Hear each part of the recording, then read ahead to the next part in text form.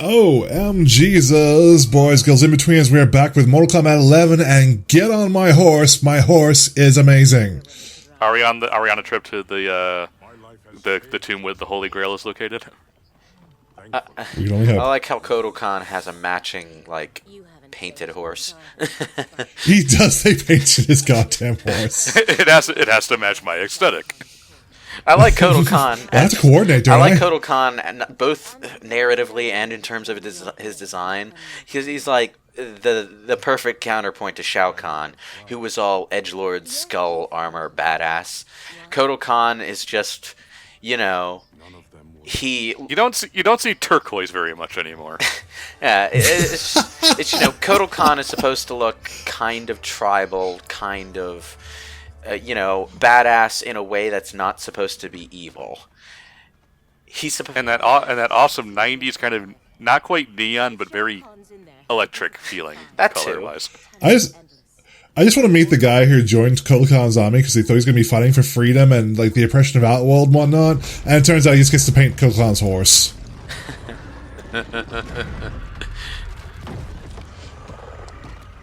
Here we go. Antlions!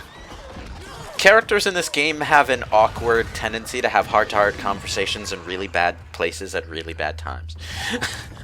Yeah, that's going to be coming up later in this episode. So, why doesn't the giant bug just kill Jade? Instead of having this tense James Bond moment where it looks like another character is about to kill her. But then...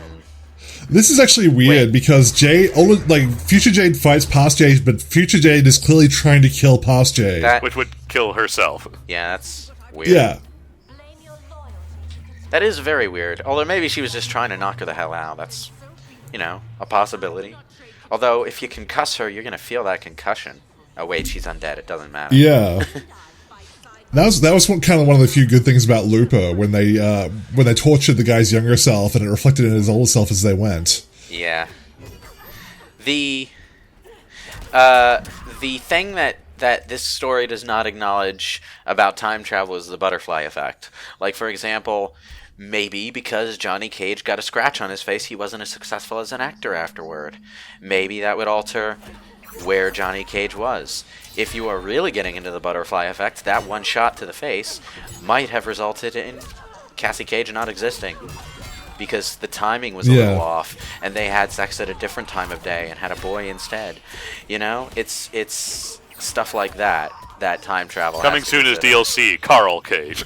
And that kind of stuff can be handled very poorly. See Harry Potter and the Cursed Child, where Hermione just becomes a bitter school teacher because she didn't have a happy marriage with Ron.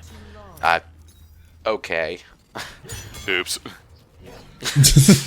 I wouldn't know. I've never seen any of the Harry Potter movies. Well, Cursed Child wasn't directly written by Rowling. It was more written by these two playwrights with concepts provided by Rowling. So the writing is kind of very hit and miss. And, yeah. Good stage production, though. Doesn't hit the mark. By all, ooh. I like the frickin' power pole Jade has. Yeah, it's like, this is how a poll should have been done in a fighting game, because as a Street Fighter fan, and anyone who's watching this will know that when Falk was introduced in Street Fighter V, we were all very excited because, it's a character who fights with a weapon, and she fights with a staff. And a staff is a really cool weapon, because you can do a lot of spinny, twirly attacks that look really cool. And she literally wields it like a golf club in Street Fighter. Yeah, she just kind of pokes you with it and then bonks you on the head. Yeah. Yeah, it's really horrible, and everyone was just universally disappointed with that. Yeah. It's hard to find a fighting game that does weapons well outside of Soul Calibur. And Soul Calibur's, like, all of the attacks are weapons. Yeah, here we go. Ugh, yeah, this was creepy coming out of Mortal Kombat 10. Keep your mouth closed, you fool. Okay, I will give you a fun medical fact, is that on burns victims, they can actually use maggots to clear up, to actually help heal that, because the maggots will only eat the dead flesh, they won't eat the living flesh. Yeah. You get so that's something gross for you. You get the burned dead flesh off in order to allow the living flesh beneath to heal properly. Yeah. Yeah, exactly. Hey, if it works. There you go. That's gross. Burns are... It's gross, yes. But, like, really it's bad. funny, though, because, like, yeah, but well, I mean, to be less gross, though, I mean, it's funny how you think about, like, medical science, like, you know, we talk about ourselves being so enlightened and having so much knowledge, but, like, in the end of the day, when it comes to surgery, we're still just cutting people open, hacking them up, and sticking stuff in there and taking it out. Yeah, more or less. Surgery has, I think, a strong trial and error element to how we got so good at it, which is More or less. scary to think about. I mean, removing I've tumors, seen you basically Surgeon just Simulator. go in there and just pull it out. And hoping you didn't leave anything behind, yeah. Exactly. I've seen Surgeon Simulator. I know how it works. Oh, jeez, Devora is... Devora creeps me This out. is gross. How do we talk about this stage without talking about something gross? Devora's... Actually, no, what I will tell you is funny is that YouTube has been waging a war on this game. That basically, if you... And I talked to Nairman about this before we actually recorded this, so he was aware of it. That if you show a fatality or a killing blow in this game, which has blood in it, that blood will be flagged by YouTube's AI as being something that's not suitable for all audiences for monetization. And a lot of people will be aware of this. And so what a lot of people have been doing is they will, when there are scenes of fatalities or that sort of business, they will go into editing and color correct it so it's blue or green or whatever to try and fool. Basically what some old Mortal Kombats did in the options, isn't it? Yeah, which will fool the AI enough that it doesn't get flagged for demonetization. But what's funny is that Devora has blue blood naturally, so she has become like the target for every single combo video and whatnot because you can't get flagged when you beat up Devora. That's good. Oh man. Well, you know, that's how 4Kids used to censor we're sneaking. blood. Funimation, rather. Didn't they make, like, Piccolo's blood purple in the old dubs? For the TV stuff back in the day, yeah. Yeah. And then people would just have purple or gaping green, holes yeah. in their stomachs that didn't bleed for some reason. They were just black voids, yeah. I like this. Send you to another dimension. I like the scene where they're trying to sneak into the camp in broad daylight. It's like, that's not a bad tactical decision. But they make it like halfway in. I just love how she's like, give me your best warriors and we will sneak in. And this is like Scooby-Doo levels of fucking sneaking that we're seeing right now. You know, they really should have waited until nightfall. It's not like they had compelling reason not to wait until nightfall. And they literally like get caught by the first person they run into. It's just like, oh, hey, how you doing? Or, you know, they could have followed Shao Kahn's army and found out where the hourglass was. That could have probably helped. We done goofed. I did not think this shit through at all.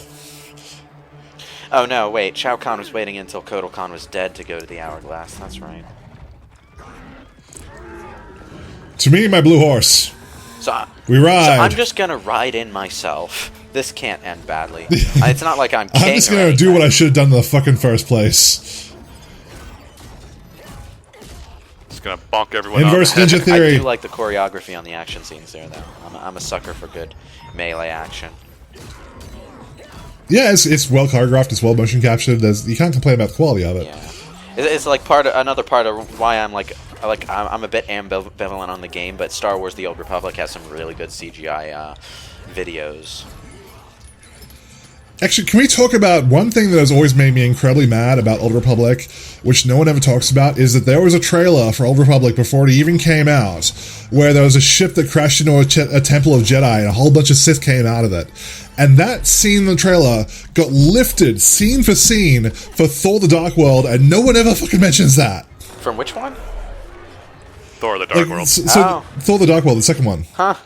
If you if you go back like 10 freaking years before Old Republic even came out, there is a trailer CG that they made where a ship crashes into a Jedi temple, crashes through a whole bunch of pillars, you're talking about opens up, and a whole bunch of Sith come out. The third of the three FMV videos that tells the backstory of Old Republic, where the Sith strike back. Yeah, that's right. I always thought that was the weakest of the three, to be honest, but... No, I know. Yeah, but if you go back and watch that trailer and then watch Thor: The Dark World, there is a scene in Thor: Dark World where the exact same thing, where the Dark Elves or whatever elf things they were, crash into Asgard, crash into a whole bunch of pillars, open up, and boom, there's a whole bunch of elves in there. And I googled that shit, and no one pointed that out, and I was so fucking mad about it. Man, that's I didn't know people about like that. people like to pretend bad. Sorry, go on. No, I was just going to say, someone in the comments watching this right now, back me up. I was going to say, people like to pretend bad MCU movies don't exist. This is true. Yes. I haven't. Thor: Dark World is easily one of the worst MCU movies. I'm way behind on my Marvel lore, so on my Marvel movies rather. That was Phase 2, so that was a while ago. I'm way behind on my Marvel movies. Gotcha. Like I haven't watched much past the second Avengers movie, and I haven't watched any Thor movie except the first. So you're not going to be seeing Endgame anytime soon, is what you're saying? Yeah. Like I seriously need to. But the spoilers. They'll get you. The spoilers. At this point, I don't think Lewis cares. Something that kind of weirds me out about Jade here is that she looks like an alternate costume for Jade from Beyond Good and Evil. Like she has the same general look. Yeah, with longer hair, but yeah. Yeah, and she fights with a staff. Yeah. She's like Krolglaive as well. But you know, that's gratifying in its own weird way, since we still haven't gotten Beyond Good and Evil 2 yet, and now that we know that we're getting it, it's going to be with a completely different character. The BG&E 2 that they were making before was another Jade game. Ugh. I've never played Beyond Good and Evil, but I've heard a lot of good things about it. Yeah, see this scene right here? You're getting flagged for this. I love the fatal blows where you keep getting stabbed through the brain and you come out of it with, like, you know, minor damage. It's a flesh wound. It is a flesh wound. You don't get to use fatalities in story mode, but by God, you can use the fatal blows. And they might as well be fatalities. Apparently, I haven't had a chance to really test this thoroughly yet, because I haven't actually been able to play this game that much since it came out, but it does have the same mechanic during fatal blows, where if you tap X at the right time, you can either increase or decrease the damage depending on which end of it you're on. They had that in Injustice, if you didn't know about that.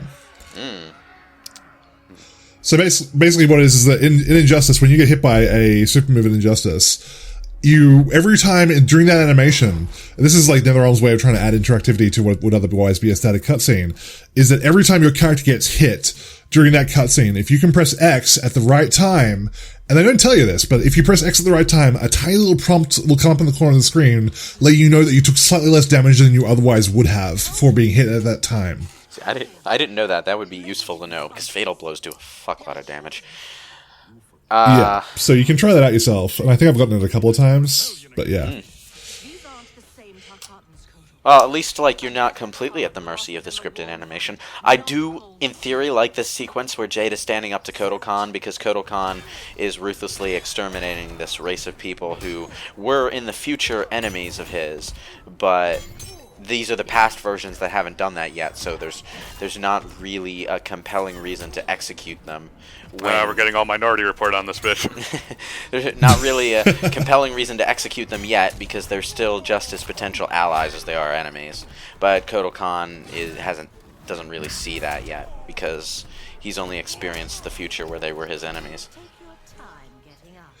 Yeah, but also, is this really the best time to be doing this when we're surrounded by them? It's not really the best time. It's like... Yeah, exactly. It's like, you know, can we step aside and talk about this, please? Maybe. You know, or Baby, can we wait till we get back to camp about this? Really? Do we have to be doing this right now? Take prisoners now. And... Oh. That's gonna give you such a headache. I mean, I shattered your skull, but walk it off. You'll be fine. Yeah. It's been that's this franchise in a nutshell. Well, ever since the X-ray stuff got added, yeah. I mean, apart from stuff like Scorpion spearing you with a chain with a chain spear to pull you toward him. There wasn't a whole lot of stuff that happened in the middle of a fight that you really shouldn't be able to walk away from. But ever since MK9, we've had like literal bone shattering and/or testicle smashing attacks that you really should not be getting up from, but you just get up from it and fight like normal. It's And that was when Jade realized she done fucked up. Yeah, she kind of did. That was a bad time to fight Kotal Khan over this. Aside from the fact that she just completely, demoralized him in front, like he not gonna command an army. She just beat him up in front of them. Yeah. If you have disagreements with a commanding officer, they really should be like not so public. But I get I get the idea of fighting for what's right. You know, that could have been done better. But life experiences and all.